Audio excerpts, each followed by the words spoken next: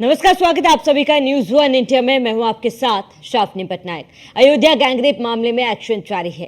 Gangrape के आरोपी की बेकरी पर बुलडोजर पहुंचा, जहां मोहिद खान की बेकरी पर पहुंचा बुलडोजर, जहां लगातार एक एक करके कार्रवाई की जा रही है। गैंगरेप के आरोपी की बेकरी पर बुलडोजर पहुंच चुका है और अब बुलडोजर एक्शन देखने को मिलेगा। मोहिद खान की बेकरी पर बुलडोजर पहुंचा। बड़ी खबर आपको बता दें, गैंगरेप के आरोपी पर कई आरोप और गैंगरेप के आरोपी पर मोहित पर एक्शन तेज हो चुका है। आरोपी मोहित खान की बेकरी सील हो चुकी है और बेकरी तक बुलडोजर पहुंच चुका है। बड़ी खबर आपको बता दें, जहां खाद्य सुरक्षा विभाग ने बेकरी को सील किया है।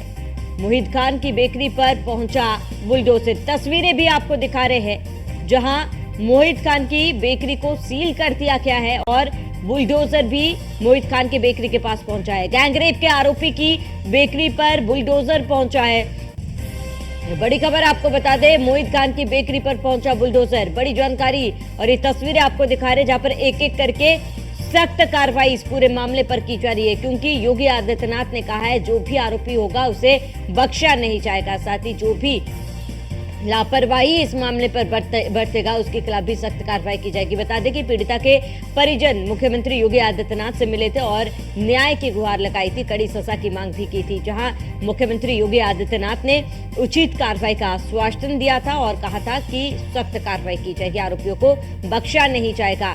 जिसके बाद एक एक करके लगातार एक्शन देखे जा रहे हैं, जहां मोहित खान की बेकरी तक बुलडोजर पहुंच चुका है। मोहित खान की बेकरी को सील किया गया।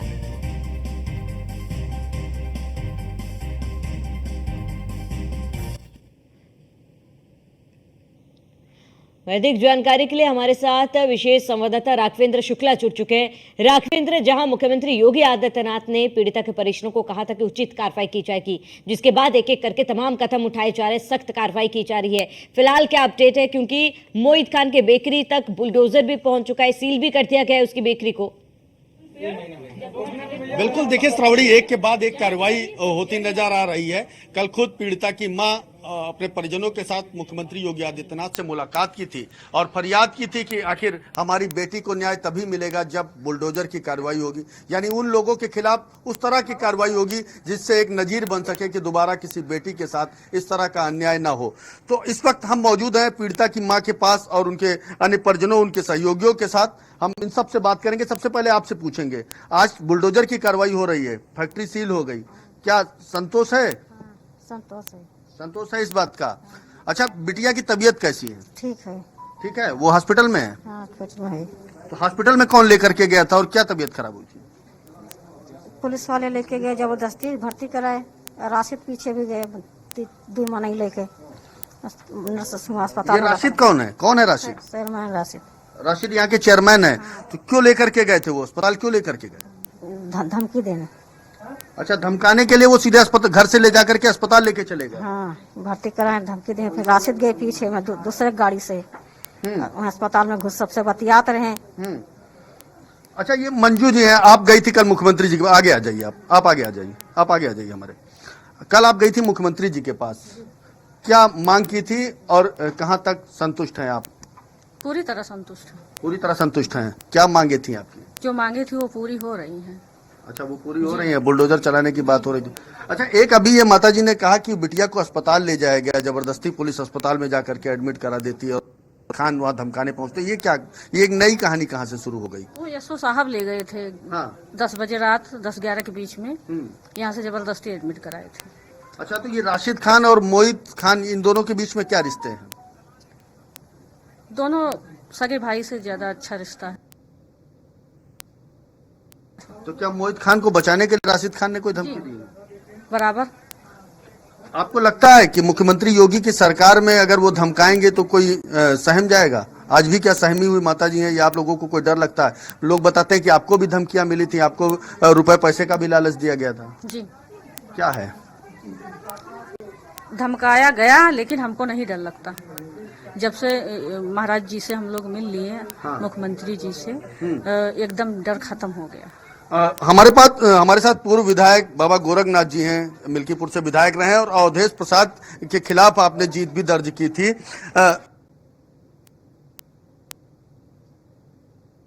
सुरक्षित?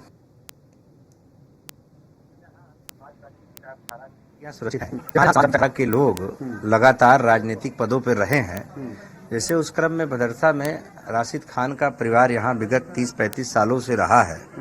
इनकी रंगबाजी गुंडई की चर्चा जो है पूरे जिले में रहती है, चाहे मुख्तार अंसारी के भाई से मिलने की बात हो और चाहे जो इतनी बड़ी घटना हुई, इन लोगों का मनोबल यहाँ पर काफी बढ़ा के इन्होंने रखा था। इतनी बड़ी घटना को अंजाम दिया गया। ये अगर जिम्मेदार होते, जात पात से ऊपर उठने की बात करते तो सबसे पहले पहल करते। चेयरमैन कोई एक समुदाय के लिए नहीं बनता है, चेयरमैन पूरे भदरसा के लिए बनाए गए थे। पर लगातार मैं भी अपराध में मारा।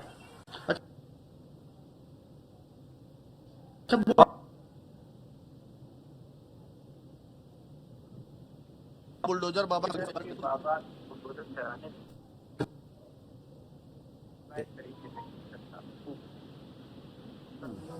इनके कुकर्मों का घड़ा भर गया था। वो जो जमीनें जहां पर इनका बना था वो दूसरे की जमीन पे बना था। उस पे बाकायदा जांच हुई, टीम आई, एक विधिक राय होती है, ऐसे नहीं चलाया जाता है। और बुलडोजर चलने से लोगों में ये संदेश जाता है बाबा का कि बाबा हर उस दबे कुचले गरीब परिवार के साथ हैं। वो अपने आप को असुरक्षित ना महसूस करें। बाबा को अगर चर्चित होना होता तो अपने मठ में बैठ के भी वो काफी चर्चित थे। वो अगर इस गद्दी पर बैठे हैं तो सभी को उनका परिवार ही हम ही लोग हैं, गरीब हर परिवार उनका है। आज उसी का कारण है कि बहन बेटियां कहीं भी सुरक्षित घूमती हैं पूरे प्रदेश में और कोई छूने की कोशिश नहीं करता है।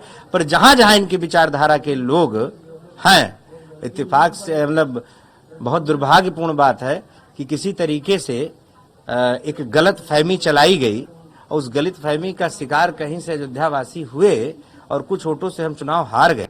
अच्छा, आपके राजनीतिक प्रतिद्वंदी और सपा के सांसद के साथ अवधेश प्रसाद के साथ तमाम सारे फोटो मोहित खान के वायरल हो रहे हैं, क्या रिश्ता, ये क्या कहलाता है? और जबकि अवधेश प्रसाद से पूछा भी जाता है कि क्या है तो वह भी जो है कुछ इंग्लिश में जवाब देते हैं कि हमें नहीं मालूम। नहीं, देखिए उनके पार्टी की विचारधारा ही इसी पे आधारित है। गुंडों, माफियाओं, दबंगों, उनको संरक्षण देने के लिए वो चर्चित है। आज वो पीडीए की बात कर रहे थे अभी तक। क्या निषाद परिवार की बेटी उनके उसमें नहीं आती क्या? एक शब्द कोई नेता बोलने को नहीं तैयार है। बड़ी दुर्भाग्य, एक नेता नहीं बोला है इस विषय में। और ना वो अभी तक वो नगर अध्यक्ष है जो रेपिस्ट है, जिसने उस घटना को अंजाम दिया है राजू के साथ मिलकर, मोहित खान ने, उसको पद से नहीं हटाया गया। मतलब ना किसी का स्टेटमेंट आया। कुछ लोगों का हृदय परिवर्तन भगवान राम ने कर दिया था, दूसरे दलों के लोग थे। देखिए उनका हृदय इतना परिवर्तन हुआ, उन लोगों ने पहल की। मैं उनको बहुत धन्यवाद देता हूं।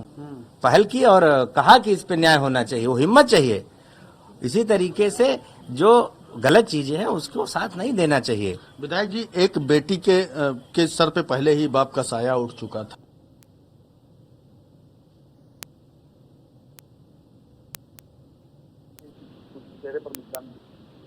नहीं, बिल्कुल आएगी। देखिए मैं इस परिवार का गार्जियन बन के रहूंगा। नहीं, बिल्कुल मैं स्वयं यहाँ तो मैं इस परिवार का रहूंगा और मैं अभी भी अपनी आपके माध्यम से आश्वस्त करता हूँ, आपने अगर सवाल किया है इसकी बेटियों की शादी में जो भी कहीं दिक्कतें होगी, आपकी मदद, आर्थिक मदद वो मेरे द्वारा पहुंचाई जाएगी। सरकार उसको बहुत बिल्कुल, यानी सुर्खियां नहीं बटोरना चाहते, लेकिन नहीं जी ने जो है बात की थी, मदद करेगी, बात की थी मुखा के ऊपर। जब मायने निकाले जाए उस बात के, इसके मायने यही निकलते हैं कि ये सपा की जो कमेटी है, सपा पार्टी है, इसके खिलाफ कुछ कदम नहीं उठाना चाहती है, जबकि उनका ये चाहता है। चाहे ये नगर अध्यक्ष हैं, चेयरमैन जी हैं, चेयरमैन का आप फोटो देखिए, ये पुराने हैं, सब इनके बहुत पुराने साथी हैं। ये लोग इनके समझो एक सिपाही जैसे थाने होता है के साथ, वैसे सिपाही हैं ये उनके हर अपराध में शामिल हैं। और चेयरमैन का हाथ पूरी तरह से सारे अपराधियों के ऊपर रहता है। और ये कहते हैं कि जाके इसको करके और मैं जो होगा देख लूंगा। अवधेश जी तो पूरे समझो वो गूंगे बहरे बन गए इस मामले को लेकर के। वो पहली बार अंग्रेजी बोल रहा, हमने उसको देखा कि आई एम नो नॉट, मैं कुछ नहीं जानता हूं इस मामले में। जबकि आपके प्रेस वाले पूछे तो आई एम नो नॉट, जबकि हमेशा बड़ी हौदी भाषा में बात करते हैं। तो ये इंग्लिश स्पीकिंग कोर्स कहाँ से कर लिए? अरे पहले वकालत करते थे। हाँ, लेकिन इसमें उनका प्रचार न हो इसलिए अंग्रेजी में बोल गए ताकि अवधेश प्रसाद को कोई पहचान न पाए कि क्या बोल रहे हैं। यानी पहले नहीं बोलते थे, लेकिन इस मामले में वो अंग्रेजी भी बोलने लगे। तो क्या अब संतुष्टि है? आज बुलडोजर की कार्रवाई हो रही है, तमाम सारी जांचें हो रही हैं, फैक्ट्री सीज हो चुकी है, क्या अब संतुष्टि है? संतुष्टि है पूरी तरह से। हम प्रशासन से, शासन से संतुष्ट हैं कि कार्रवाई अच्छी होगी, क्योंकि चीफ मिनिस्टर जी का फुल आदेश है कि कोई भी अपराधी बख्शा नहीं जाएगा। हम लोगों को पूरी तरह से विश्वास है कि हम संतुष्ट हैं पूरी तरह से कि इस हिंदू जनमानस के खिलाफ कोई भी कदम अगर उठता है तो वो कुचल दिया जाएगा। अच्छा, पुलिस की शिकायत करने के बाद घर में कुछ सुरक्षा बढ़ाई गई क्या? बढ़ाई गई, बढ़ाई गई। बढ़ाई गई है। अब सुरक्षाकर्मी आपके साथ हैं? हाँ, हैं। तो पहले तो इस बात का खौफ रहता होगा कि कहीं आकर कोई विवाद न करे। पहले डर लगता था, लेकिन अब नहीं लगता। अच्छा, पुलिस के आने के बाद जो है, नहीं लगता। पुलिस के आने के बाद डर नहीं लग रहा है। अब किस तरह की मांगे हैं, किस तरह का और न्याय की उम्मीद है? सारी उम्मीदें पूरी हो रही हैं, आगे भी पूरी होंगी। जो माननीय मुख्यमंत्री जी ने आश्वासन दे दिया है तो कार्य तेजी से हो रहा है, हम लोग उससे संतुष्ट हैं। तो बिल्कुल देखिए, मुख्यमंत्री योगी आदित्यनाथ के आश्वासन के बाद पूरी तरह से परिवार आश्वस्त है और उन्हें एक सुरक्षा का भरोसा मिल चुका है कि वह पूरी तरह से महफूज है और उनका पूरा परिवार महफूज है। और शायद यही वजह है कि आज पूर्व विधायक बाबा गोरखनाथ भी इस वक्त इनके घर पे मौजूद हैं और पूरी तरह से उन्होंने अभी न्यूज वन इंडिया पर पूरी जिम्मेदारी के साथ इस बात को बयां किया कि उनके परिवार में चाहे वो शादी हो या अन्य तमाम सारी जो समस्याएं हैं उनमें वो उनके साथ कंधे से कंधा मिलाकर खड़े हैं। श्रावणी, बिल्कुल राघवेंद्र, क्योंकि देखिए कल जब हमने खबर प्रमुखता से चलाई थी कि पीड़िता के परिवारजनों ने मुख्यमंत्री से मुलाकात की, मुख्यमंत्री ने हर संभव मदद का भी भरोसा दिलाया और वो मदद की भी जा रही है। लेकिन बड़ा सवाल ये है राघवेंद्र की जो राजनीतिक पार्टियां महिला सुरक्षा की बात करते हैं, महिला सुरक्षा का मुद्दा जोर शोर से उठाते हैं और वहीं अगर पिछड़े दलितों की बात की जाए उनके नाम पर वो वोट भी मांगते हैं, लेकिन आज जब उनके साथ देने की बात आई है राघवेंद्र, वो लोग कहीं ना कहीं पीछे होते हुए नजर आ रहे। किसी एक का भी बयान समाजवादी पार्टी की तरफ से, क्योंकि इतने बड़े नेता के साथ वो आरोपी जो है उठता बैठता था, किसी का भी कोई भी बयान सामने नहीं आया। लगातार जब भी किसी को भी, चाहे डिंपल यादव की बात कर ले, अवधेश प्रसाद की बात कर ले, हर कोई का ये कहना है कि ये मामले के बारे में उनको जानकारी ही नहीं है और कितना वक्त लेंगे वो इन मामलों की जानकारी लेने के लिए राघवेंद्र, बड़ा सवाल ये। बिल्कुल देखिए श्रावणी, सबसे अहम और बड़ा सवाल यही है, चाहे वो समाजवादी पार्टी की तरफ से जो है डिंपल यादव की बात की जाए,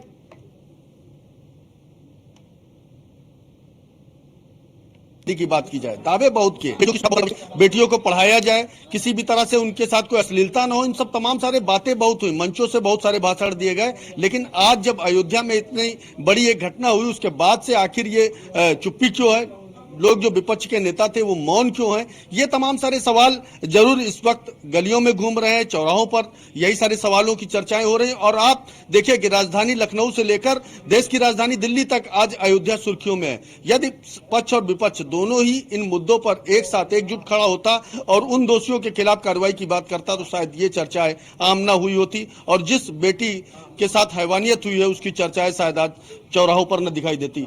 क्या लगता है, पक्ष और विपक्ष दोनों को साथ देना चाहिए था अब तक? हाँ, देना चाहिए था, किसी को परहेज नहीं करना चाहिए। जैसे हमारी बेटी है वैसे सबकी बेटी बेटी होती है। हाँ, लेकिन ऐसा लोग नहीं कर रहे हैं। वही लगातार हमारे साथ हमारे विशेष संवाददाता राघवेंद्र जुड़े हुए हैं। राघवेंद्र, क्योंकि देखिए हमने अजय राय को भी सुना, उनकी प्रतिक्रिया सुनी कि भेदभाव क्यों किया जा रहा है। इसके साथ ही संजय निषाद पहुंचे थे, बच्ची से मुलाकात की, भावुक भी नजर आए। लेकिन राघवेंद्र, मेरा सवाल यह है कि क्या इस तरीके के मामले को राजनीति के चश्मे से देखना जरूरी है? बिल्कुल नहीं। देखिए, अगर राजनीतिक चश्मे से ही अगर इस तरीके के संवेदनशील मामलों को देखा जाएगा श्रावणी, तो कहीं ना कहीं हर एक दिन इस घटनाएं होती रहेंगी, उन पर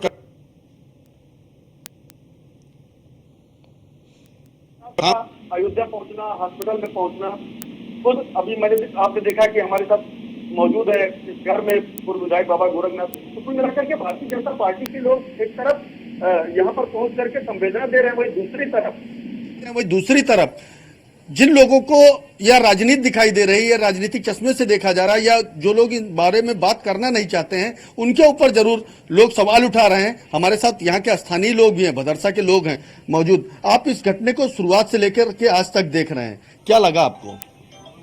ये बहुत ही जघन्य अपराध है। राघवेंद्र, मैं लौटूंगा आपके पास। वहीं इसी बीच अनिल निषाद हमारे संवाददाता आप हमारे साथ जुड़ चुके हैं। अनिल, आप इस वक्त वहां पर मौजूद है जहां पर बुलडोजर एक्शन चल रहा है, जरा तस्वीरें भी दिखाएं और इसके साथ ही आप क्या कुछ अपडेट है अनिल वो बताएं। जी देखिए, जो मुख्य आरोपी मोहित खान, उसके जो बेकरी है उसके बगल एक तालाब है जिसमें ही बुलडोजर जो अभी है वो फंस गया है। इस वजह से बुलडोजर की कार्रवाई अभी रुकी हुई है और दूसरा जो है बुलडोजर जिला प्रशासन द्वारा मंगाया गया है। बस 5 मिनट में बुलडोजर पहुंचने वाला और दोबारा से कार्रवाई शुरू हो जाएगी। इस पर सतेंद्र सिंह की जो विकास प्राधिकरण के सचिव है उनसे बातचीत, उन्होंने कहा कि बस अगला 10 मिनट में दूसरा बुलडोजर आ रहा है जो अभी कार्रवाई करेगा, क्योंकि ये वाला जो है बगल में तालाब होने के कारण उसमें फंस गया और वो मुड़ नहीं पा रहा। इस वजह से कार्रवाई अभी रुकी हुई है। जी श्रावणी। अनिल, क्या पूरे बेकरी को ध्वस्त किया जा रहा है? पूरे बेकरी को ध्वस्त करने की कार्रवाई की जा रही है? जी बिल्कुल, राजस्व की टीम ने जितना नापा है, जितनी तालाब पर जमीनें निकली हैं और उस पर बेकरी बनी हुई है, उतना ही गिराया जाएगा, क्योंकि ये इसका एक विशाल साम्राज्य है। अभी उसकी भी जांच कराई जा रही है। तो जितने में भी ग्राम समाज या तालाब की जमीन निकली है उस पर बेकरी बनी है, उतना ही गिराया जाएगा, क्योंकि ये लगभग 3 बीघे में इसका जो है ये बना हुआ है बेकरी, और जितनी अभी जो तालाब की जमीन पे निकला है उतना ही गिराया जाएगा। जी Shravani. Anil, food safety department के लोग भी, अधिकारी भी पहुंचे हुए थे बेकरी में जांच करने के लिए। उनकी जांच में क्या कोई बातें सामने आई है? देखिए, उप निदेशक जो है खाद्य सुरक्षा, उनसे बात हुई तो उन्होंने बताया कि जो है जितने भी यहाँ पे सामान बनते थे इस बेकरी में, वो मानक के विपरीत कहीं ना कहीं निकले हैं। इस वजह से इसकी बेकरी सील की जा रही है। इसमें जो अच्छे जो प्रकार के पदार्थ होते हैं वो नहीं मिलाए जाते थे। एक हिसाब से माना जाए तो ये ग्रामीणों को लोकल सामान जो है यहाँ खिला रहे थे। इस वजह से जो है प्राथमिक जांच में ये पाया गया, सैंपलिंग की गई, ये पाया गया कि ये जो है अवैध तरीके से बनाता था और इसमें किसी भी मानक का प्रयोग नहीं होता था। मानक के विपरीत जाकर के ये कार्य कर रहा था। वैसे ठीक है अनिल, आप बने रहिए हमारे साथ, तमाम जानकारी के लौटेंगे आपके पास। राघवेंद्र, आप भी बने रहिए हमारे साथ, लेकिन यहाँ पर रुकेंगे एक छोटे से ब्रेक के लिए, जल्द हाजिर होंगे।